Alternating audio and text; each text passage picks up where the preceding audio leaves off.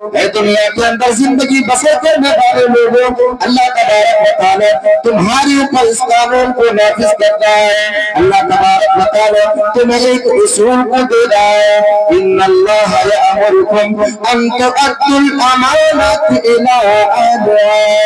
اے لوگوں، اگر تمہارے پاس کسی کی امانت ہے، اگر تمہارے پاس کسی کی امانت ہے تو تم اس امانت کو اس کے اہل تک پہنچا دیا کرو۔ میرے عزیز، میرا جو موضوع ہے وہ عدل و انصاف کے تعلق سے ہے۔ کمیاں تو بہت ہے آج کے دور کے جلسوں کے اندر، میں اس کی طرف جانا نہیں چاہتا، میں اپنے موضوع کی وضاحت کرتے نامناسب سمجھتا ہوں جو موضوع میں نے انتخاب کیا ہے۔ میرا جو موضوع ہے وہ عدل و انصاف کے تعلق سے ہے۔ آئیے سب سے پہلے آیت کریمہ کو مرکز بناتے ہیں، پھر بات کو آگے بڑھانے کی کوشش کرتے ہیں۔ اللہ تبارک و تعالی قرآن مجید کے اندر ارشاد فرماتا ہے، ان اللہ یأمرکم ان تؤدوا الامانات الی اہلہا۔ اللہ تبارک و تعالی دنیا والے انسانوں کو خبردار کر رہا ہے، اللہ تبارک و تعالی دنیا والے انسانوں کو جگا رہا ہے، ان اللہ یأمرکم ان تؤدوا الامانات الی اہلہا۔ اے دنیا کے اندر زندگی گزارنے والے لوگوں، اے دنیا کے اندر زندگی بسر کرنے والے لوگوں، اللہ تبارک و تعالی تمہاری اوپر اس قانون کو نافذ کرتا ہے۔ اللہ تبارک و تعالی تمہیں ایک اصول کو دے رہا ہے، ان اللہ یأمرکم ان تؤدوا الامانات الی اہلہا۔ اے لوگوں، اگر تمہارے پاس کسی کی امانت ہے، اگر تمہارے پاس کسی کی امانت ہے تو تم اس امانت کو اس کے اہل تک پہنچا دیا کرو۔ میرے عزیز ساتھیوں، اللہ تبارک و تعالی اس آیت کریمہ کے اندر دنیا والے انسانوں سے کہہ رہا ہے کہ اے لوگوں، اگر تمہارے پاس کسی کی امانت ہے، اگر تمہارے پاس کسی کی دولت ہے، اگر تمہارے پاس کسی کی کوئی چیز ہے اور اس چیز کا جو اصل حقدار ہے، جو مالک ہے، تم اس انسان تک اس چیز کو پہنچا دو۔ ان اللہ یأمرکم ان تؤدوا الامانات الی اہلہا واذا حکمتم بین الناس ان تحکموا بالعدل۔ پھر اللہ تبارک و تعالی اسی آیت کریمہ کے آگے بیان فرما رہا ہے کہ اے لوگوں، اگر تمہیں کوئی انسان انصاف کرنے کے لیے بلائے، اگر کوئی آدمی تمہیں انصاف کرنے کے لیے بلائے، عدل کرنے کے لیے بلائے، وَإِذَا حَكَمْتُمْ بَيْنَ النَّاسِ أَن تَحْكُمُوا بِالْعَدْلِ، تو تم ان دونوں انسانوں کے درمیان میں انصاف کیا کرو۔ تم جب انصاف کرنے کے لیے بیٹھو، جب تم عدل کرنے کے لیے بیٹھو، جب سماج اور معاشرہ یہ تم سے مطالبہ کرے کہ تم ان دونوں کے درمیان میں انصاف کر دیا کرو، اور تمہیں جب جو ہے سماج اور معاشرے کے لوگوں تمہیں سرپنچ مان لو اور تمہیں جو ہے فیصلہ کرنے کے لیے جو ہے ٹیبل کے اوپر بیٹھا دے، تو تمہاری اوپر ذمہ داری ہے کہ فریقین کے معاملے کو سمجھنے کے بعد، دونوں طرف سے باتیں کو سن لینے کے بعد تم دونوں کے درمیان میں انصاف کیا کرو اور تم ان دونوں کے درمیان میں عدل کو قائم رکھو۔ اللہ تبارک و تعالی اس آیت کریمہ کے اندر دنیا والے انسانوں کو حکم دے رہا ہے کہ اے لوگوں، تم دنیا کے اندر کسی کی بھی امانت میں خیانت نہ کیا کرو، اور جب تم عدل انصاف کرنے کے لیے بیٹھو تو تم سماج اور معاشرے کے اندر فریقین کے درمیان میں انصاف سے کام لیا کرو۔ تم فریقین کے درمیان میں انصاف سے کام لیا کرو۔ آج سماج اور معاشرے کے اندر کیا ہوتا ہے؟ سماج اور معاشرے کی یہ ایک بڑی المیہ ہے، اگر کسی کے پاس کوئی امانت پہنچ جائے اور وہ انسان جانتا ہے کہ اس کا اصل حقدار کون ہے، لیکن ان تک اس چیز کو نہیں پہنچاتا ہے۔ اگر کوئی انسان یہ جان لے کہ یہ جو امانت میرے پاس ہے، اور وہ انسان اگر یہ جان لے کہ اس کا اصل حقدار کوئی اور ہے، تو اس انسان کے اوپر یہ ذمہ داری ہے کہ اس چیز کو اس کے اصل حقدار تک پہنچا دیا جائے۔ اور ایک انسان جب سماج اور معاشرے کے اندر فیصلہ کرنے کے لیے بیٹھتا ہے تو وہ انسان اپنی مفاد پرستی کی بنیاد پر ایک انسان فیصلہ کرتا ہے، اور ایک انسان دولت، مال اور دولت کی لالچ میں فیصلہ کرتا ہے. چاہے اگر امیر کی طرف سے بلا لیا جائے فیصلہ کرنے کے لیے، اگر ایک طرف امیر ہے اور دوسری طرف غریب ہے، اگر امیر غلط پر ہے تو فیصلہ کرنے والے انسان امیر انسان کو صحیح ثابت کرتا ہے. دولت کی حوث میں اللہ تبارک و تعالیٰ اس آیت کریمہ کے اندر اسی چیز کے بارے میں واضح کر رہا ہے اور اسی چیز کے بارے میں بیان کر رہا ہے کہ جب تم انصاف کرنے کے لیے بیٹھے تو تم دو انسانوں کے درمیان میں انصاف سے کام لیا کرو. اللہ تبارک و تعالیٰ ایک دوسری آیت کریمہ کے اندر اسی چیز کو اور بہترین طریقے سے بیان کر رہا ہے. اللہ تبارک و تعالیٰ سورہ مائدہ کے اندر ارشاد فرماتا ہے یا ایھا الذین آمنوا کونوا قوامین بالقسط. اللہ تبارک و تعالیٰ اس آیت کریمہ کے اندر ایمان والے انسانوں سے کہہ رہا ہے کہ اے ایمان والو تم عدل انصاف پر ڈٹ جاؤ، اے ایمان والو تم عدل اور انصاف کے اوپر قائم ہو جاؤ. اللہ تبارک و تعالیٰ نے اس آیت کریمہ کے اندر قوام کے لفظ کو استعمال کیا ہے کہ تم اس دنیا کے اندر سب سے زیادہ انصاف کرنے والا بنو. اے ایمان والو تم دنیا کے اندر سب سے زیادہ انصاف کرنے والا بنو. یا ایھا الذین آمنوا کونوا قوامین بالقسط شہداء للہ. اللہ تبارک و تعالیٰ اسی آیت کریمہ کے اندر آگے بیان فرماتا ہے شہداء للہ. اللہ تبارک و تعالیٰ کہہ رہا ہے کہ تم ایک اللہ تبارک و تعالیٰ کے لیے گواہی دینے والا بن جاؤ،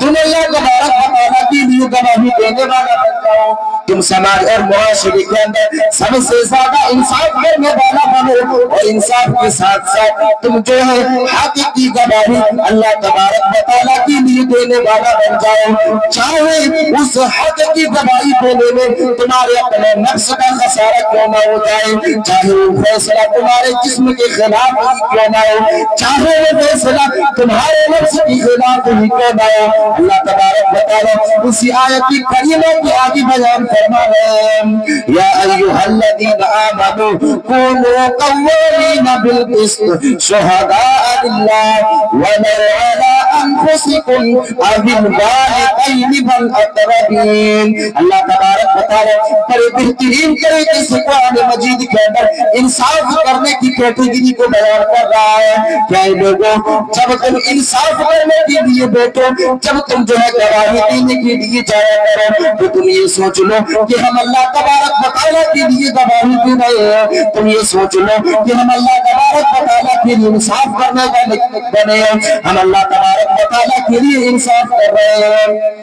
للہ شہداء بالقسط. اللہ تبارک و تعالیٰ نے اسی آیت کریمہ کے اندر آگے بیان فرمایا شہداء للہ ولو علی انفسکم او الوالدین والاقربین. چاہے گواہی دینے کی وجہ سے تمہارے اپنے خلاف فیصلہ کیوں نہ ہو جائے یا تمہارے والدین کے خلاف بھی کیوں نہ فیصلہ ہو جائے، تمہارے والدین کے خلاف بھی فیصلہ کیوں نہ ہو جائے، تمہارے رشتہ داروں کے خلاف بھی کیوں نہ فیصلہ ہو جائے، لیکن تم اللہ تبارک و تعالیٰ کے لیے فیصلہ کرنے والا بن جایا کرو، تم اللہ تبارک و تعالیٰ کے لیے گواہی دینے والا بن جاؤ. للہ شہداء بالقسط ولا یجرمنکم شنآن قوم علی الا تعدلوا. اللہ تبارک و تعالیٰ ایک دوسری آیت کریمہ کے اندر بیان کر رہا ہے کہ تمہیں دشمن کی دشمنی تمہیں جو ہے گواہی دینے میں روک نہ لے، تمہیں دشمن کی دشمنی عدل و انصاف کرنے سے نہ روک لے. اور اللہ تبارک و تعالیٰ آگے بیان فرما رہا ہے کہ جب تم انصاف کرنے کے لیے بیٹھو تو تم یہ نہ دیکھو کہ سامنے والا امیر ہے یا سامنے والا غریب ہے. امیر انسان کے بچے میں فیصلہ کر دیا جائے، امیر انسان کے حق میں فیصلہ کر دیا جائے اور تم کسی کی غریبی کو دیکھ کر کے تم ترس کھا کر کے غریب کے حق میں فیصلہ نہ کر دو. اگر امیر انسان انسان غلط پر ہے تو اس کے حق میں اور اس کے فیور میں فیصلہ نہ سنایا کرو۔ اگر ایک امیر انسان، ایک مالدار انسان، ایک دولت والا انسان بھی اگر غلط پر ہے تو تم اس دولت والے انسان کو غلط کہا کرو۔ اگر ایک غریب بھی غلط پر ہے اور ایک فقیر پر بھی غلط پر ہے تو تم اس فقیر کو بھی غلط کہا کرو۔ تم کسی مالدار کو دیکھ کر کے اپنے ایمان کو نہ بدلا کرو، تم کسی امیر کو دیکھ کر کے اپنی گواہی کو نہ بدلا کرو، یا کسی کی غریبی کو دیکھ کر کے یا کسی کی بھی فقیری کو دیکھ کر کے تم اپنے گواہی کو نہ بدلا کرو، اور تم اپنے نفس کی خواہشات کے لیے اللہ تبارک و تعالیٰ کی طرف سے فیصلہ دینے والا اور گواہی دینے سے اعراض نہ کر بیٹھو۔ وَلَا تَتَّبِعُوا الْهَوَىٰ أَن تَعْدِلُوا وَإِن تَلَوْا أَوْ تُعْرِضُوا فَإِنَّ اللَّهَ كَانَ بِمَا تَعْمَلُونَ خَبِيرًا۔ اللہ تبارک و تعالیٰ کہہ رہا ہے کہ اگر تم اپنے نفس کی بات کو مانو گے، اگر تم اپنے نفس کی پیروی کر لو گے، تمہارا نفس یہ چاہ رہا ہے کہ یہ امیر انسان ہے، چاہے وہ انسان غلط پر ہے لیکن وہ انسان مجھے ایک موٹا رقم دے رہا ہے، وہ انسان مجھے مال دے رہا ہے، وہ انسان مجھے دولت دے رہا ہے، اسی لیے ہم اس کے حق میں فیصلہ کر دیتے ہیں۔ اگر تم اپنے نفس کی پیروی کر لیتے ہو اور اگر تم اپنے نفس کی اتباع کر کے اگر تم غلط کو صحیح قرار دے دیتے ہو، اللہ تبارک و تعالیٰ کہہ رہا ہے وَإِن تَدْعُوا أَوْ تُعْرِضُوا، اگر تم اعراض کرتے ہو اللہ تبارک و تعالیٰ کی طرف سے گواہی دینے پر، تو یاد رکھو اللہ تبارک و تعالیٰ تمہارے دل کے بھید کو بھی جاننے والا ہے، اور اللہ تبارک و تعالیٰ تمہارے عملوں سے بھی باخبر ہے۔ اللہ تبارک و تعالیٰ جو تم کر رہے ہو دنیا کے اندر، جس چیز کے لیے تم گواہی کو بدل رہے ہو، اللہ تبارک و تعالیٰ اس چیز سے بھی واقف ہے۔ اللہ تبارک و تعالیٰ اس چیز سے بھی واقف ہے کہ تم نے اپنی گواہی کو کیوں بدل دیا اور تم نے لوگوں کے درمیان میں اور سماج اور معاشرے کے درمیان میں انصاف کرنے سے کیوں باز آ گئے۔ اللہ تبارک و تعالیٰ کو بہترین طریقے سے اس بات کا اندازہ ہے، اور اللہ تبارک و تعالیٰ کے پاس علم ہے، اور اللہ تبارک و تعالیٰ جاننے والا ہے۔ میرے عزیز ساتھیوں، سماج اور معاشرے کے تعلق سے امام ابن تیمیہ رحمۃ اللہ علیہ ایک بہت بڑی بات کو واضح کرتے ہیں، اور منصب پر بٹھانے سے پہلے ایک حاکم کو، ایک حکمراں کو منصب پر بٹھانے سے پہلے دو چیزوں کے بارے میں تذکرہ کرتے ہیں اور بیان کرتے ہیں کہ سیاست شرعیہ کی بنیاد دو چیزوں پر ہے۔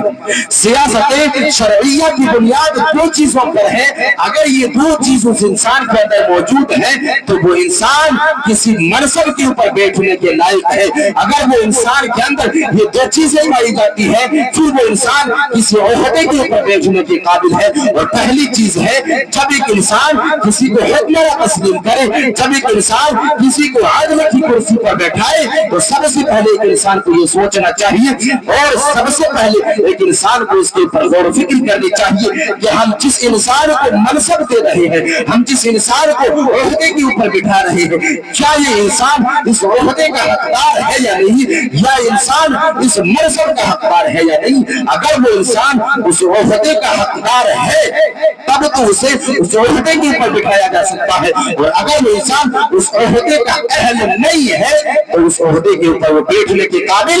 نہیں ہے۔ امام ابن تیمیہ رحمۃ اللہ علیہ دوسری بات کو بیان کرتے ہیں، اور دوسری بات یہی عدل ہے اور یہی انصاف ہے کہ اگر ایک انسان کے اندر اگر عہدے پر بیٹھنے کی قابلیت موجود ہے، اگر عہدے کے اوپر بیٹھنے کا اہل وہ انسان ہے، لیکن اگر وہ انسان عدل سے کام نہیں لیتا ہے، اگر وہ انسان سماج اور معاشرے کے اندر انصاف نہیں کرتا ہے تو وہ انسان اس عہدے پر بیٹھنے کے قابل نہیں ہے۔ وہ انسان اگر عدل نہیں کرتا ہے تو وہ آدمی عہدے کے اوپر اور کسی بھی منصب کے اوپر وہ انسان بیٹھنے کے قابل نہیں ہے۔ عہدے اور منصب اگر آپ نہ سمجھ پائیں تو یہ سمجھ لیں کہ کسی مسجد کے صدر یا یا سیکرٹری کسی مسجد کا اور کسی مدرسے کا صدر مدرس یا کسی اسکول کا پرنسپل اگر ہو اور سماج اور معاشرے کے اندر جس کو ہم سرپنچ کہتے ہیں فیصلہ کرنے والے سمجھتے ہیں، اگر وہ انسان عدل سے کام نہیں لیتا ہے، اگر وہ انسان انصاف نہیں کرتا ہے تو وہ انسان اس منصب کے اوپر بیٹھنے کے لائق نہیں ہے۔ آج سماج اور معاشرے کی ایک بڑی المیہ یہ ہے اور سماج اور معاشرے کی ایک بڑی کوتاہی یہ ہے کہ ہم اور آپ انصاف کرنے کے لیے ایسے انسانوں کو اپنے سماج اور معاشرے کے اندر بلایا کرتے ہیں جو انسان سماج اور معاشرے کو دو حصوں میں تقسیم کرنے والا دماغ رکھتا ہے اور سماج اور معاشرے کو بانٹنے کی جو ہے سوچ ان کے ذہنوں کے اندر ہوتی ہے، بھائیوں کے درمیان میں درار پیدا کرانے والا جو ہے سوچ ان کے پاس ہوتی ہے، سماج اور معاشرے کی فضا کو جو ہے زگلا بنانے کی سوچ اس کے اندر ہوتی ہے۔ ہم ایسے لوگوں کو انصاف کرنے کے لیے اپنے سماج اور معاشرے کے اندر بلایا کرتے ہیں۔ میرے عزیز ساتھیوں، اگر ہم ایسے لوگوں کو سماج اور معاشرے کا سرپنچ بنائیں گے، ایسے لوگوں کو اگر ہم سماج اور معاشرے کا مکھیا بنائیں گے تو یاد رکھنا زندگی بھر یہ سماج اور معاشرہ لڑتا ہوا رہ جائے گا، ہم کسی منصوبے میں کامیابی حاصل نہیں کر سکیں گے۔ اس لیے ضرورت اس بات کی ہے کہ ہم اپنے جو ہے سماج اور معاشرے کے سرپنچ کو چننے سے پہلے، اپنے سماج اور معاشرے کے مکھیا کو چننے سے پہلے، اپنے سماج اور معاشرے کے لیڈر کو چننے سے پہلے اس کے عدل کے اوپر غور کیا جائے، اس کے انصاف کرنے کے پیمانے کے اوپر غور کیا جائے کہ یہ انسان سماج اور معاشرے کے اندر عدل سے کام لیتا ہے یا نہیں لیتا ہے، یہ انسان سماج اور معاشرے کے اندر انصاف کرتا ہے یا نہیں کرتا ہے۔ اگر انصاف سے کام نہیں لیتا تو آپ ایسے انسان کو عہدے کے اوپر نہیں بٹھا سکتے، آپ ایسے انسان کو کسی منصب کے اوپر نہیں بٹھا سکتے۔ یہ امام ابن تیمیہ رحمۃ اللہ علیہ کا ایک قول تھا جو میں نے آپ لوگوں کے سامنے بیان کر دیا، اور نبی اکرم جناب محمد رسول اللہ صلی اللہ علیہ وسلم کی زندگی کا جب آپ مطالعہ کریں گے، جب آپ ان کی تاریخ کے ارادے کو پلٹنا شروع کریں گے تو آپ کو پتہ چلے گا کہ یہ وہی قول ہے جس کے مطابق جس کی تاریخ کو پڑھنے کے بعد امام ابن تیمیہ رحمۃ اللہ علیہ نے شاید بھی اس قول کو نقل کیا ہے، جو کہ اللہ کے نبی صلی اللہ علیہ وسلم نے اسی چیز کو ملحوظ رکھا اس دنیا کے اندر، اور جب بھی اللہ کے نبی نے فیصلہ کیا تو سماج اور معاشرے کو جوڑنے کا کام کیا۔ سماج اور معاشرے کے اندر کہیں ایسی جو ہے فضا اور کہیں سماج اور معاشرے کے اندر کہیں گندی فضا نہ چھا جائے، اللہ کے نبی صلی اللہ علیہ وسلم نے اسی لیے ہمیشہ انصاف اور عدل کے دامن کو تھامے رکھا۔ میرے عزیز ساتھیوں، جب آخری نبی جناب محمد رسول اللہ صلی اللہ علیہ وسلم کی زندگیوں کا مطالعہ کریں گے اور احادیث نبوی کو پڑھنا شروع کریں گے تو اللہ کے نبی صلی اللہ علیہ وسلم کے زبان مبارک سے ایسی ایسی حدیثیں وارد ہیں کہ اللہ کے نبی صلی اللہ علیہ وسلم نے سماج اور معاشرے کے اندر انصاف کرنے والے کی بہت بڑی فضیلت کو بیان کیا ہے، ان کی اہمیت کو اجاگر کیا ہے، اور ان کے ایک باکمال عہدے کے اوپر منصب ہونے کے بارے میں اللہ کے نبی صلی اللہ علیہ وسلم نے بیان فرمایا ہے۔ اللہ کے نبی صلی اللہ علیہ وسلم ایک حدیث کے اندر بیان کرتے ہیں، سبعۃ یظلهم اللہ فی ظلہ یوم لا ظل الا ظلہ۔ اللہ کے نبی صلی اللہ علیہ وسلم بیان کرتے ہیں کہ کل قیامت کے دن جب اللہ تبارک و تعالیٰ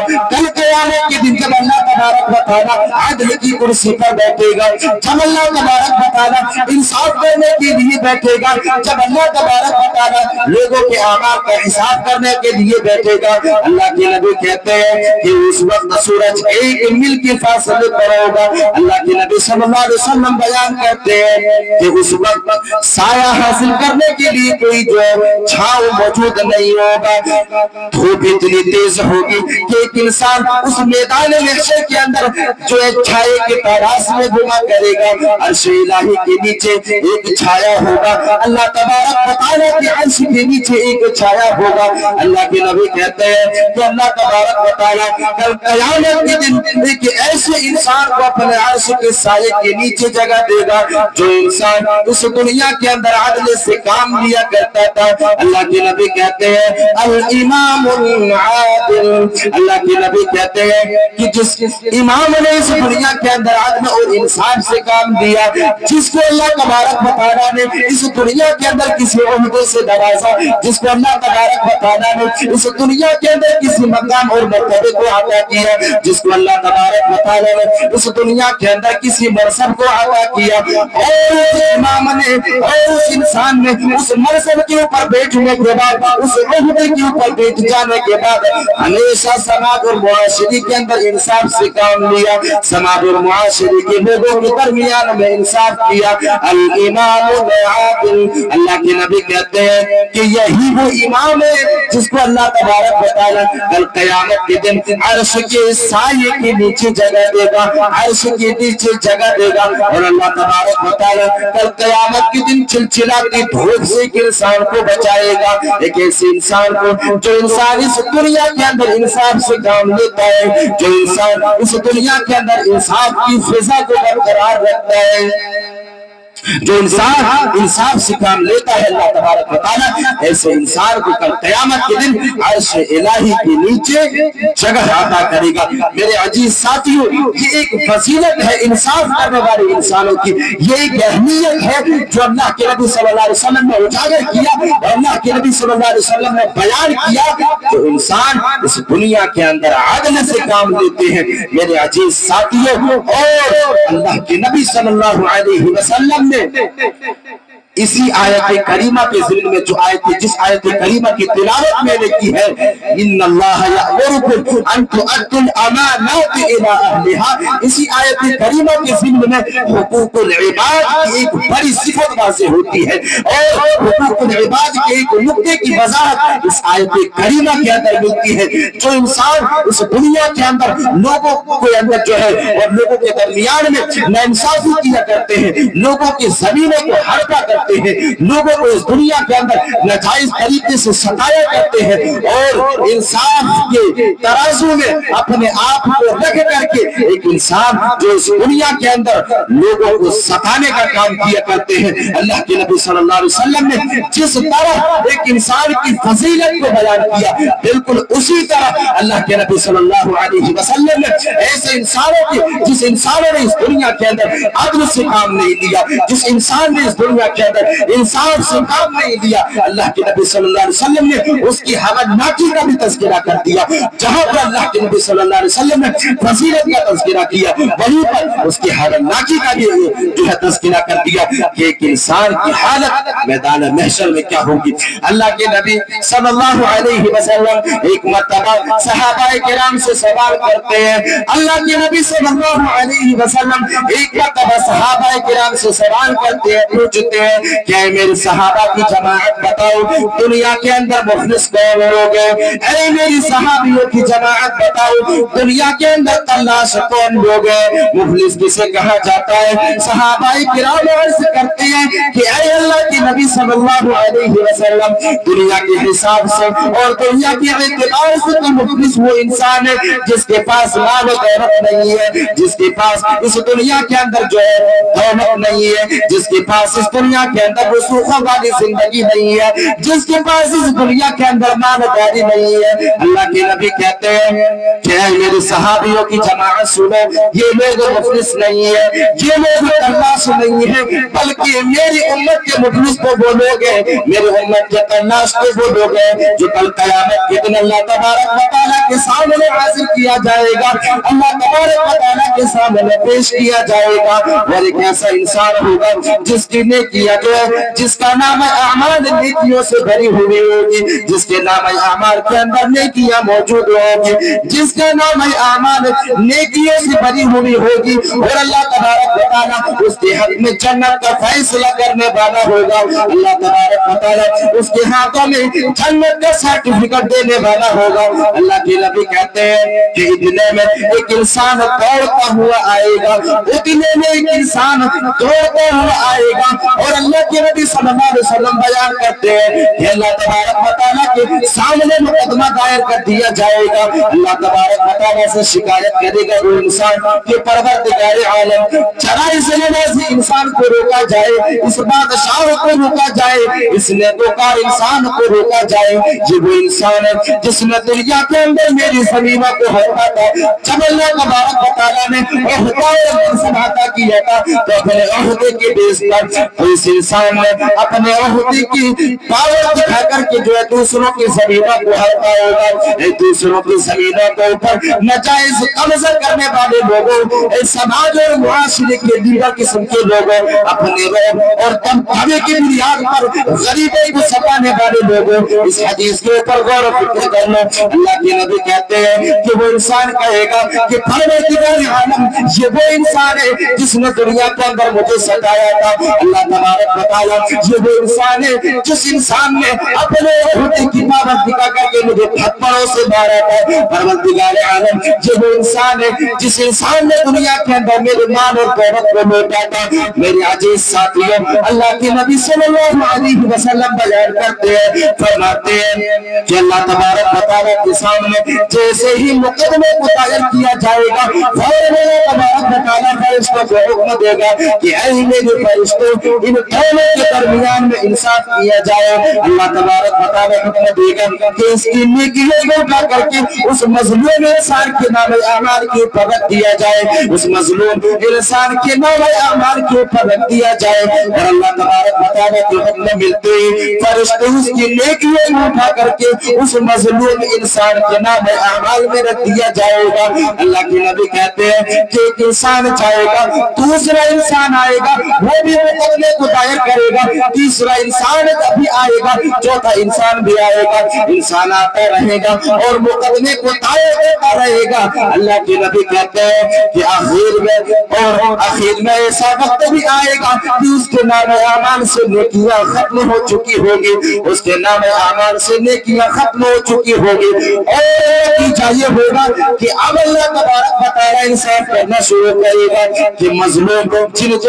اس انسان نے دنیا کے اندر ستایا ہے اس کے گناہوں کو اٹھا کر کے اس نیکوکار انسان کے نام اعمال کے اوپر رکھ دیا جائے. اللہ کے نبی کہتے ہیں, اللہ کے نبی صلی اللہ علیہ وسلم فرماتے ہیں کہ آخر میں فیصلہ یہ ہوگا کہ اس انسان کو جہنم کے اندر منہ کے بل گھسیٹتے ہوئے پھینکنے کا حکم دے دے گا. اللہ تبارک و تعالیٰ ایسے انسانوں کے ہاتھوں میں جہنم کا سرٹیفکیٹ تھما دے گا. میرے عزیز ساتھیوں, اس حدیث کے اوپر غور و فکر کرنے کی کوشش کریں. ایسے ناظر معاشرے کے اندر غریبوں کو ستانے والے لوگوں, ایسے ناظر معاشرے کے اندر غریبوں کے اوپر ظلم کرنے والے لوگوں, اے غریبوں کی زمینوں کو ہڑپنے والے لوگوں, اے غریبوں کو تھپڑوں سے مارنے والے لوگوں, ذرا اس حدیث کے اوپر بھی غور و فکر کر لینا. اگر تم سماج اور معاشرے کے اندر انصاف نہیں کرتے ہو تو ذرا اس حدیث کے اوپر بھی غور و فکر کر لینا.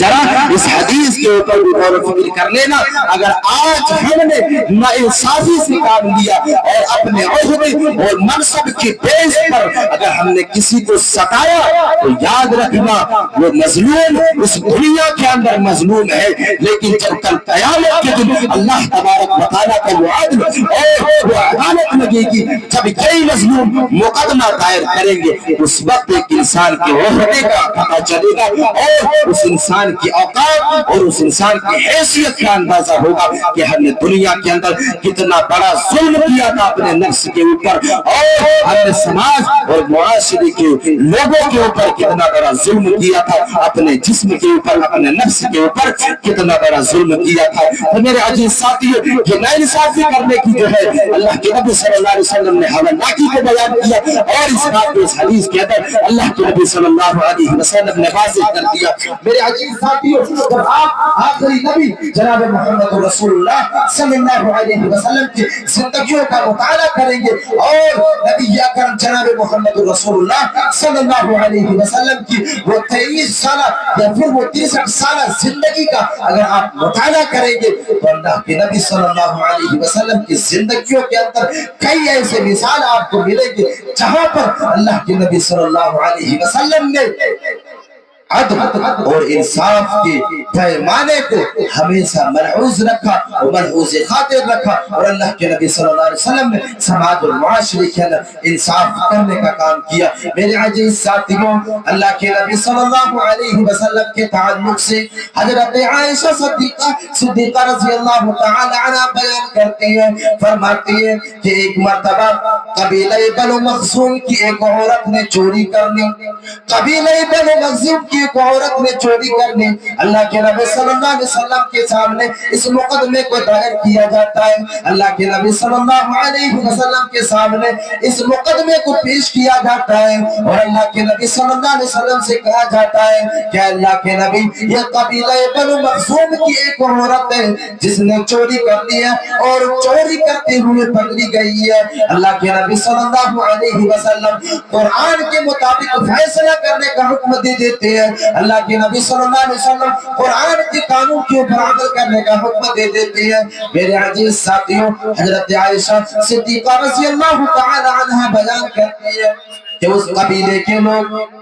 یہ مشورہ کرتے ہیں، اس قبیلے کے لوگ یہ میٹنگ کرتے ہیں کہ یہ تو ایک اعلیٰ منصب والی عورت ہے، ایک بڑی خاندان کی عورت ہے، آج اگر اس کی ہاتھ دے کر جاتی ہے تو بڑی بدنامی ہوگی، سماج اور معاشرے کے اندر بڑی ذلت اور رسوائی ہو جائے گی۔ میرے عزیز ساتھیوں، قبیلہ بنو مخزوم کی سارے لوگ اللہ کے نبی صلی اللہ علیہ وسلم کے سامنے اسامہ بن زید کو بھیجتے ہیں، یہ وہ صحابی ہے جو اللہ کے نبی صلی اللہ علیہ وسلم کے سب سے پیارے صحابی ہیں، اللہ کے نبی صلی اللہ علیہ وسلم کے بڑے قریبی ہیں۔ اسامہ بن زید آتے ہیں اور اللہ کے نبی صلی اللہ علیہ وسلم سے عرض کرتے ہیں کہ اے اللہ کے نبی، یہ تو ایک اعلیٰ خاندان کی عورت ہے، ایک بڑے خاندان کی عورت ہے، اے میرے نبی کہیں ایسا کر دیا جائے کہ یہ جرم جو اس نے کیا ہے اسے معاف کر دیا جائے۔ میرے عزیز ساتھیوں، اللہ کے نبی صلی اللہ علیہ وسلم فوراً منبر کے اوپر چڑھ جاتے ہیں اور اللہ کے نبی صلی اللہ علیہ وسلم بیان کرتے ہیں کہ اسامہ، تم ایک ایسی بات کی حکم دے رہے ہو، تم ایک ایسے فیصلہ کرنے کا حکم ایسا فیصلہ کرنے کا حکم دے رہے ہو کہ شاید میں وہ فیصلہ نہیں کر سکتا، اور یہ تم ایسے فیصلہ کرنے کا حکم دے رہے ہو جو ہم سے پہلے قوم اس دنیا کے اندر کیا کرتے تھے، اور وہ لوگ بھی اسی طرح کیا کرتے تھے۔ جب ان میں سے کوئی بڑے خاندان والے انسان ظلم کیا کرتے تھے، جب اس کے ظلم ظاہر ہو جاتے تھے تو لوگ اسے معاف کر دیا کرتے تھے، لیکن جب ایک غریب کا ظلم ظاہر ہو جاتا تھا تو اسے سزا کا حقدار مان لیا کرتے تھے اور اسے سزا دے دیا کرتے تھے۔ اے اسامہ، تم جو اللہ تبارک و تعالیٰ کے حد کو توڑنے کے بارے میں فیصلہ دے رہے ہو، اے اسامہ، اللہ کے نبی صلی اللہ علیہ وسلم منبر رسول پر چڑھنے کے بعد صحابہ کرام سے مخاطب ہو جاتے ہیں اور وہ تاریخی جملہ اپنے زبان سے ادا کرتے ہیں، لو ان فاطمہ بنت محمد سرقت لقطعت يدها۔ اللہ کے نبی صلی اللہ علیہ وسلم کہتے ہیں کہ اے قبیلہ بنو مخزوم کے لوگوں سن لو، اگر آج جو ہے فاطمہ بنت محمد بھی چوری کرتے تو ہم اس کے ہاتھوں کو بھی کاٹ دیتے۔ اے لوگوں، اگر تم یہ چاہتے ہو کہ جو ہے آج جو ہے اس کو معاف کر دیا جائے تو سن لو، آج اگر محمد کی بیٹی بھی چوری کرتے تو ہم اس کے ہاتھ کو بھی کاٹ دیتے اور ہم ان کے ہاتھ کو بھی کاٹ دیتے۔ میرے عزیز ساتھیوں، یہ آخری نبی جناب محمد رسول اللہ صلی اللہ علیہ وسلم کا انصاف ہے۔ اللہ کے نبی صلی اللہ علیہ وسلم اس طرح سماج اور معاشرے کے اندر عدل کیا کرتے تھے۔ میرے عزیز ساتھیوں، اسی مناسبت سے میں اور ایک حدیث کو آپ کے سامنے بیان کر دوں، اسی مناسبت سے میں ایک حدیث آپ کے سامنے بیان کر دوں۔ میرے ہاتھوں میں جو ہے چٹکے کو پکڑا دیا گیا ہے، شاید میرا وقت جو ہے وہ ختم ہو چکا ہے۔ اللہ کے نبی صلی اللہ علیہ وسلم کے زمانے میں جب جنگ بدر ہوئی، وہاں پر جنگ بدر میں کچھ قیدیوں کو قید کر لیا گیا اور دشمن اسلام کو جو ہے قید کر لیا جاتا ہے۔ ان قیدیوں میں حضرت عباس رضی اللہ تعالی عنہ، یہ جب مسلمان نہیں ہوئے تھے اس وقت جو ہے مومنوں کے خلاف حضرت عباس رضی اللہ تعالی عنہ نے جنگ کیا تھا، اور جنگ بدر کے قیدیوں میں حضرت عباس بھی شامل تھے۔ اللہ کے نبی صلی اللہ علیہ وسلم جب ان قیدیوں کو قید کر کے لاتے ہیں، صحابہ کرام تمام کے تمام قیدیوں کو جو ہے زنجیروں میں جکڑ دیتے ہیں، تمام کے تمام جو ہے قیدیوں کو زنجیروں میں جکڑ دیتے ہیں۔ اور اللہ کے نبی صلی اللہ علیہ وسلم کے کانوں میں ایک آواز ٹکراتی ہے جو ان کی سگی چچا حضرت عباس رضی اللہ تعالی عنہ کی زبان سے نکل رہی ہے۔ کراہنے کی آواز جو ہے حضرت عباس رضی اللہ تعالی عنہ کے جو ہے زبان سے نکل رہی ہے، اللہ کے نبی صلی اللہ علیہ وسلم کے کانوں سے یہ آواز ٹکراتی ہے۔ اللہ کے نبی صلی اللہ علیہ وسلم کے جو ہے چہرے کے اوپر آثار غم نظر آنے لگتے ہیں۔ اللہ کے نبی صلی اللہ علیہ وسلم رات کے کافی دیر تک سوتے نہیں ہیں اور ٹہلنا شروع کر دیتے ہیں۔ صحابہ کرام عرض کرتے ہیں کہ اللہ کے نبی آخر وجہ کیا ہے، ریزن کیا ہے، وجہ کیا ہے؟ آپ کے چہرے کے اوپر تو آثار غم نظر آ رہا ہے، اے نبی وجہ کیا ہے، ریزن کیا ہے؟ اللہ کے نبی صلی اللہ علیہ وسلم ریزن کو واضح کرتے ہیں اور وجہ کو بتاتے ہیں کہ وجہ میری چچا ہے، وجہ جو ہے وہ میری چچا زاد ہے۔ میرے عزیز ساتھیوں، صحابہ کرام اللہ کے نبی صلی اللہ علیہ وسلم کے چہرے کے اوپر آثار غم نہیں دیکھ سکتے تھے۔ صحابہ کرام کے دلوں کے اندر ترس آتی ہے، رحم آتی ہے اور صحابہ کرام چاہتے ہیں اور حضرت عباس رضی اللہ تعالی عنہ کے بھیڑیوں کو ڈھیلا کر دیتے ہیں اور حضرت عباس رضی اللہ تعالی عنہ کی زبان سے وہ کراہنے کی آواز جو ہے وہ بند ہو جاتی ہے۔ اللہ کے نبی صلی اللہ علیہ وسلم کچھ دیر کے بعد صحابہ کرام سے سوال کرتے ہیں، پوچھتے ہیں کہ اے میرے صحابیوں، میرے چچا کے زبان سے کراہنے کی آواز کیسے بند ہو گئی، کراہنے کی آواز نہیں آ رہی ہے؟ صحابہ کرام کہتے ہیں اللہ کے نبی، میں نے آپ کے چہرے کے اوپر آثار غم دیکھا، آپ کی پریشانیوں کو دیکھا، آپ کی پریشانیوں کی شدت کو دیکھا، اے اللہ کے نبی میں نے آپ کے چچا کے بھیڑ کو ڈھیلا کر دیا ہے۔ میرے عزیز ساتھیوں، اللہ کے نبی صلی اللہ علیہ وسلم کہتے ہیں کہ آپ نے کس کو پوچھ کر کے میرے چچا کی بھیڑیوں کو ڈھیلا کیا؟ اگر میرے چچا کے بھیڑیوں کو ڈھیلا کیا ہے تو چاہو جتنے قیدی جو ہے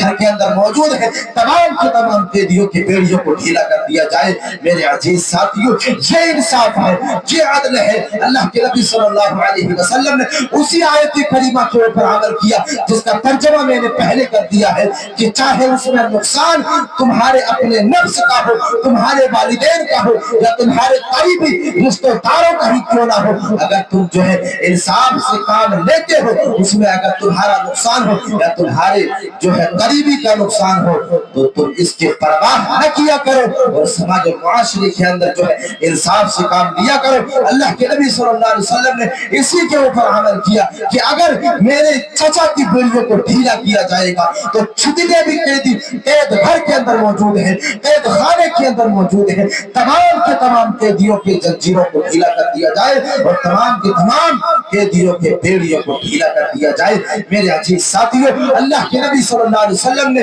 یہ پیمانہ اپنے امتیوں کو دیا ہے اور یہ پیمانہ ہمارے اور آپ کے لیے بھی ہے اور آنے والی تا قیامت جتنی نسلیں اس دنیا کے اندر آنے والی ہے، جتنی قومیں اس دنیا کے اندر آنے والی ہے، جتنے بنی عالم اس دنیا کے اندر آنے والے ہیں، تمام کے تمام انسانوں کے لیے یہی اصول اور یہی قانون ہے۔ اللہ تبارک و تعالی ہمیں اور آپ کو اسی قانون کے اوپر عمل کرنے کی توفیق عطا فرمائے، آمین۔ وآخر دعوانا الحمدللہ رب العالمین، والسلام علیکم ورحمۃ اللہ وبرکاتہ۔